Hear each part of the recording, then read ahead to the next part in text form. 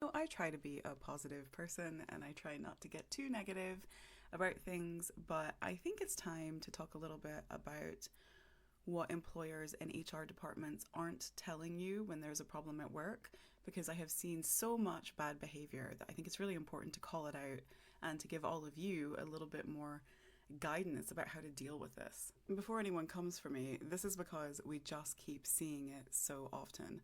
I'm not saying that all HR teams do this, I'm not saying that all employers do this, but I'm seeing it enough that I think it's important to call it out. First thing I think a lot of companies aren't telling you is that your problem has an expiry date. What do I mean by that? I mean that if you have a problem at work and it's serious and it could be potentially legal, if you don't follow a set of steps in the correct way within the correct amount of time, then you lose a lot of your leverage to get your employer to do anything about it or to get any kind of compensation or accountability for it. That time limit specifically is 3 months minus 1 day after the bad thing happens. And it's to do with how this process works of going from initial complaint or grievance through to the grievance process of maybe an appeal, and then ACAS early conciliation, and then if it's still not resolved, employment tribunal. And you only have that 3 months minus 1 day after the bad thing happens to start ACAS early conciliation, or else you lose your ability to take it to tribunal later. And you might be like, Danae, I don't want to take it to tribunal, but that doesn't matter, because what you need to think about here is what the employer is thinking. They don't want to have to go to tribunal, and so they're really hoping that you don't know about that deadline, and maybe they can drag out the grievance process a little bit longer, and oh no, the deadline's been missed. And now the problem isn't really a problem for them anymore because they're not going to have to get lawyers involved and things like that. There are ways to get in past this deadline, but it's much harder for you. And so I think a lot of companies just don't want you to know about that expiry date. The other thing I don't think companies want you to know is that they do not have the final say about whether or not something was right or wrong. I've seen these grievance decision letters that basically says we looked into this and we have concluded that there is nothing to take further. And then they just kind of want you to believe them and leave them alone and stop talking about it. But they don't get the say. Like, grievance is just the first step.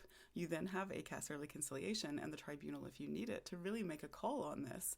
They don't get the final say about whether or not what they did was wrong. They just need to look into it first so that it can then go through the next steps.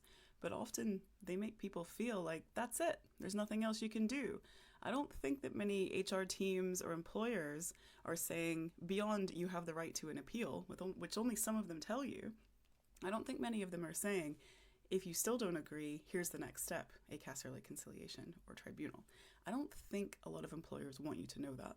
You do take those next steps. I don't think a lot of employers want you to know how the rules of the game work when it comes to ACAS and certainly when it comes to tribunal. The way I know that is because I keep seeing the tactics that they use to confuse people and outright intimidate them into dropping their case by bending the rules, overemphasizing the rules, and scaring people. Most notorious of these is what's called the costs warning letter. And that's when the employer sends you a letter and says, hey, you filed a tribunal claim against us and we think it's vexatious, it's spurious, it has no legal merit. And that means if you lose, we're going to try and get you to have to pay all of our legal costs, which will be tens of thousands of pounds. And that scares the shit out of people, and they often drop their claim. But what that letter doesn't say is that it is a tiny percentage of cases where those costs are actually awarded back to the employer, because you have to be really, really seriously taking the piss of the tribunal system, really trying to just hurt them without any expectation of this actually being a legal problem for that to apply to you. I don't think they want you to know that. Otherwise, they wouldn't send that letter for every single case. Another really common tactic is they will send what's called a strikeout application. So as soon as they receive a claim, they'll send their response back to the tribunal, and they'll also ask the tribunal to just throw the whole thing out because it's worthless, which again scares the shit out of people. And they think, oh no, have I made a terrible mistake here? Have I misunderstood the rules? This is terrible. When really it's just a tactic to scare you. And I don't think they want you to know that. This is why we do so much of what we do at Vala. We're trying to reset the playing field here. It would be great if everybody was acting in good faith, and I know some employers do, but in a lot of cases, they are using the fact that you do not know the rules of this game against you, And so that's why we're here, to teach you the rules, give you the tools to actually work through the system and hopefully get the best outcome for you and for real accountability.